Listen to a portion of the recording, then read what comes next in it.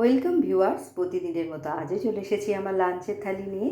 আজকে লাঞ্চে নিয়েছি সাদা ভাত, নিয়েছি শসা, গাজর ও পেঁয়াজ কুচি স্যালাড হিসেবে। প্রথম পাতে খাওয়ার জন্য নিয়েছি বরবটি ও চিংড়ি মাছ বাটা। বরবটিটাকে ভাপ দিয়ে ওর মধ্যে রসুন, কাঁচা লঙ্কা ও খোসা ছাড়ানো চিংড়ি মাছ দিয়ে মিক্সারে বেটে কড়াইয়ে তেলে শুকনো লঙ্কা ও কালো জিরে ফোড়ন দিয়ে নুন হলুদ সামান্য মিষ্টি দিয়ে আমি এটা তৈরি করেছি। নিয়েছি একটা মাছ ভাজা, তার সাথে খাবার জন্য নিয়েছি তিতর ডাল, যেটা আমি উচ্ছে দিয়ে রান্না করেছি।